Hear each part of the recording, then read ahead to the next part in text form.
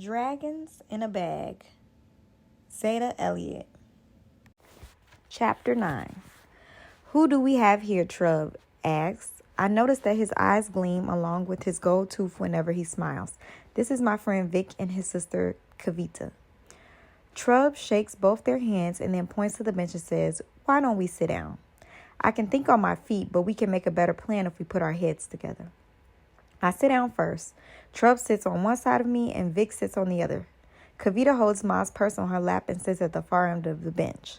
I notice she leaves a lot of space between herself and her brother. "So," Trub says as he rubs his hands together, "what can I do for you, Jax?"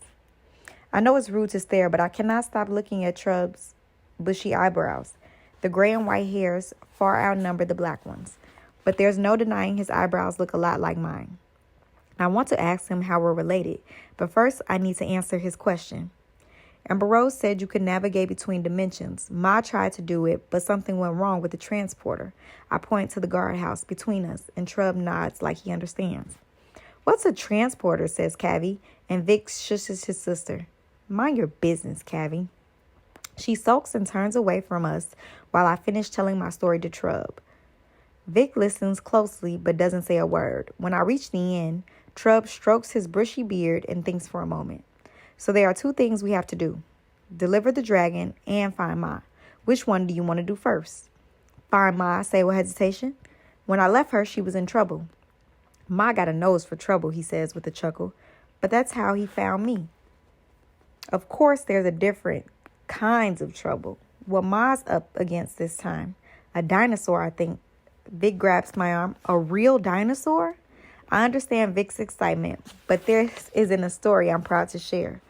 Well, there was something moving in the jungle following us, and then, just as it was about to attack, Ma sent me back alone. "I don't suppose you figured out where you were in time," Trub says doubtfully. I think back to what Ma said when she checked her compass.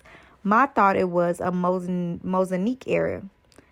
Trasonique period, Vic asks. Jurassic, maybe. "What kind of creatures did you see?" Trub asks. I wasn't trying to get a close-up and personal with anything in that world, but there were petrodons flying in the air, I tell them. They lived from the late Triassic to the Cretacic period, though technically they're not dinosaurs, Kavita says in a know-it-all kind of way. "They're flying lizards," Vic explains. "Lizards?" I think for a moment, then slide off of my backpack. I pull out Elroy's massive book and show it to Trub. Ma loaned me. And the man who wrote it is the man who sent the dragons from Madagascar. Trub takes the book from me and opens it up. Elroy Jenkins. I haven't heard that name in a while. Thought he was in Australia, not Africa. Vic checks his watch and stands up. "I wish I could stick around, Jax, but it's almost time for dinner. I think we better head home. Is there anything else you need?" "Just one more thing, Vic. How long did Petrodon stick around before they were extinct?" "Over 100 million years," Kavita replies, even though I wasn't asking her. "Anything else?" I check with Trub, who shakes his head. "Thanks for coming out, Vic," I say. "Anytime, Jax," he replies. "I hope you find your Ma. Let's go, Kavita." Vic's little sister gets up from the bench and reluctantly hands over Ma's purse. Vic nudges her and says, "Kavita wants to tell you something, Jax." I look at her for a long time, but she doesn't say a word. Vic nudges her again, harder this time. Kavita sighs and looks at her shoes. "I'm sorry about what happened before," she says quietly. I feel kind of bad for yelling at her, so I say, "Don't worry about it, and thanks for sharing your snack with all of us." Kavita smiles at us, then takes her brother's hand. I watch as they walk down the block. The fabric plates on Kavita's dinosaur bag flapping in the breeze. I figure Trouble and I will get back into the transporter, but he surprises me by asking, "You hungry?" I haven't had anything to eat since choking down that peanut butter sandwich Ma made for me this morning. I want to say yes, but it feels wrong to put my stomach ahead of Ma. "Yeah, but shouldn't we go back to Ma?" I ask uneasily. Trouble puts his hand on his shoulders and looks me square in the eye. "Ma's gonna be all right, son. I know this business is new and strange to you, but I've been doing it off and on for 20 years. And if there's something I know for sure, it's that Ma can take care of herself." I think back to the moment in the jungle when Ma pointed to her cane to the guardhouse. Before the door closed, Ma's eyes locked on mine. Even with the wild creature charging towards her, Ma didn't look afraid. "Amber Rose?" Thinks Ma sent me back on purpose, I tell Trub. Of course she did, he surprises. Ma ain't perfect, but she also doesn't make no mistakes, if you know what I mean. I didn't, but I nod anyway. And Trub went on. Could it be she sent you back for a reason? Maybe to meet me. Trub laughs, and his gold teeth catches the sun, which is finally starting to come out. One thing I know for sure, we can't work on an empty stomach. Let's grab a burger to go, Trouble says. We could eat on our way if you like. I imagine myself trying to eat while swooping and swerving inside the transporter. Then I picture myself puking all over Trub's in the cramped guardhouse. Maybe we should eat first, I suggest. Trub nods and stares me up the block with his hand still on my shoulder. Ma doesn't usually let me eat fast food, but there's a burger joint across the street, and that's where we're headed. I walk alongside Trub, wanting to ask a dozen questions, but not knowing where to start. Amber Rose says we're related, I say shyly as we wait for the light to change. That's right, Trub says with his go-to smile. I wanted to do this for years. Do what? I ask.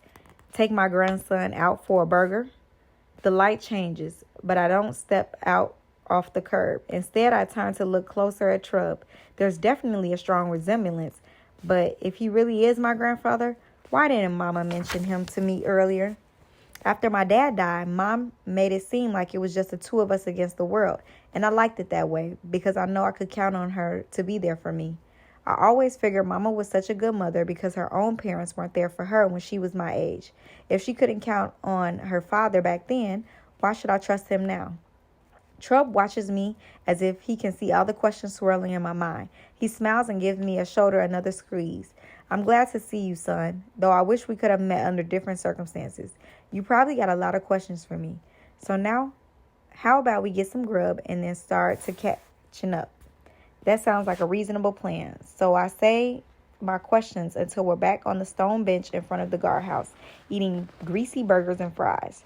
So where have you been? I mean, mine never told me I had a grandfather living in Brooklyn. Trub takes a long sip of soda, then rattles the ice left in the cup. Well, I can't say I blame her. I've been in and out of the city for the last 20 years. A rolling stone, if you know what that means. I don't, but I solved the riddle myself instead of asking Trub for explanations. Stones don't usually roll, so I figured Trub must mean that he wasn't around much, Mama, when she was young. I pretty much knew that already, so I move on to my next questions. Are you like a witch or a warlock? Trub shakes his head and brushes crumbs off of his beard. I ain't had no particular kind of training, nothing formal at least, and no training means no title, but that doesn't bother me. I just help out whenever I can. Ma calls me Trouble Man or Trub for short. Is that because you get into trouble a lot, I ask? Trub doesn't answer right away. He balls up the foil wrapper from his burger and stuffs it inside the greasy stained paper bag that's between us on the bench. Well, Jax, he finally says, sometimes I find trouble and sometimes trouble finds me. I expect Trub to smile or wink at me like he usually does, but this time my grandfather just sighs. There's a song by the same name. Doesn't suppose you heard it. It came out long before your time. How's it go? I ask. Trub crumbles up the bag of trash and aims for the garbage can a few feet away. He makes the shot, but Trub still doesn't smile. It's by a great musician named Marvin Gaye. He was very talented, but also